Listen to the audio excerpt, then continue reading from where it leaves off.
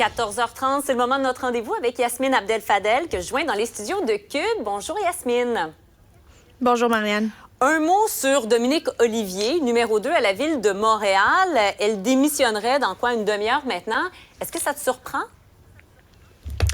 En fait, ce qui me surprend, c'est que ça ait pris autant de temps avant qu'elle démissionne. C'est que ça fait déjà une dizaine de jours que les dépenses farfelues de Mme Olivier et de la présidente de l'Office qui lui a succédé ont été révélées par nos collègues de JE.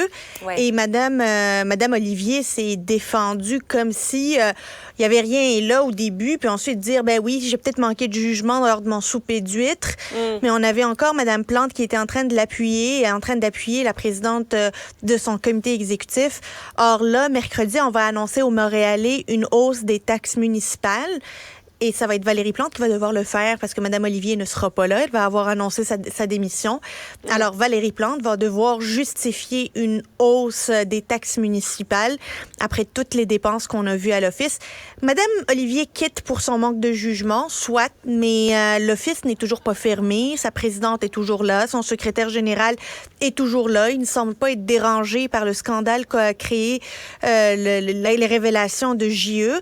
Et je pense que c'est la première décision de plusieurs autres qui vont se succéder et tout le monde va être bien à l'affût des prochains épisodes de l'Office.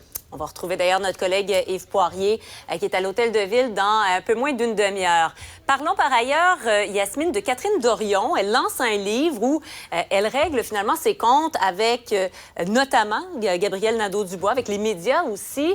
Il y a un employé de Québec solidaire qui a travaillé avec elle, qui a publié un long tweet hier pour donner sa version de l'implication politique de Catherine Dorion. Je pense qu'on est en mesure de voir des extraits. Vous voyez, il dit « Alors que mon respect pour Gabriel augmentait, mon respect pour Catherine a suivi la tendance inverse au fur et à mesure qu'elle se réfugiait, d'abord dans le présentéisme, puis finalement tout bonnement dans l'absentéisme. C'est la vérité vraie et décevante. » Quel sera l'effet de cette sortie de Catherine Dorion? Qui finit ou non éclaboussée dans tout ça, Yasmine? Je trouve dommage la sortie de Catherine Dorion. Catherine Dorion a évidemment toute la légitimité et évidemment la latitude de pouvoir exprimer la déception qu'elle a vécue ou le traumatisme qu'elle a vécu lors de son passage aux politiques. Or, aujourd'hui, c'est pas ça qu'elle dénonce. Ce qu'elle dénonce, c'est finalement, elle jette de l'ombre sur le travail de ses anciens collègues.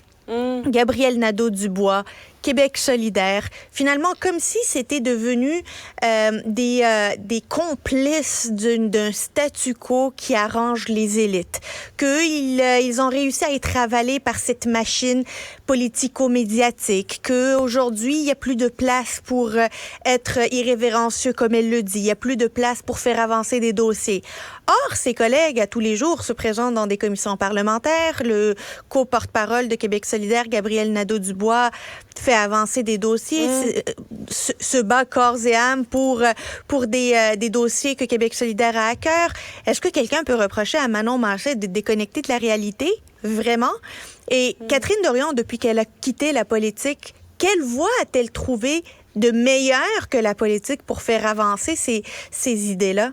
Qu'elle nous le dit, ça, elle le dit pas. J'ai l'impression qu'elle a utilisé un bouquin et sous le couvert de ce traumatisme qu'elle aurait vécu en politique, elle s'en prend puis elle prend sa revanche sur ses anciens collègues, des Gabriel Nadeau-Dubois et les conseillers politiques. Et moi, j'ai trouvé la lettre de réponse de M. Boulian tout à fait savoureuse parce que c'est très factuel ce qu'il présentait. C'est finalement, et lui aussi, il se vide le cœur.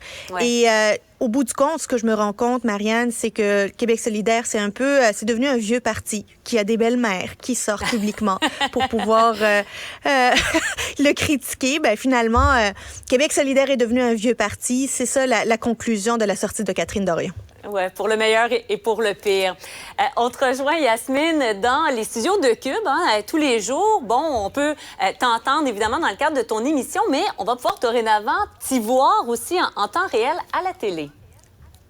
Ben, dès le 11 janvier, alors à la chaîne YouPod devient la chaîne de Cube Radio où ça va être diffusé de manière télévisuelle les différentes entrevues que l'on mène, que ce soit Alexandre Dubé, Mario Dumont, Richard Martineau, Benoît Dutrisac, Sophie Durocher, moi et tous les autres collaborateurs, les entrevues que l'on mène, les chroniqueurs qui viennent chaque jour enrichir les discussions et les débats que l'on a.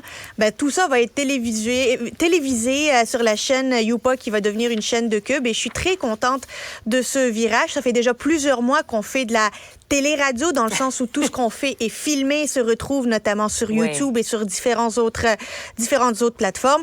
Mais maintenant, ça va être encore plus démocratisé, beaucoup plus ouvert à tout le monde.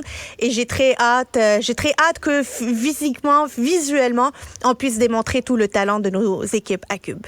Yasmine, merci beaucoup. À demain. Et voilà qui conclut l'épisode d'aujourd'hui. Je vous retrouve dès demain pour un nouvel épisode et je vous laisse avec Sophie Durocher. Bonne journée. Cet épisode est maintenant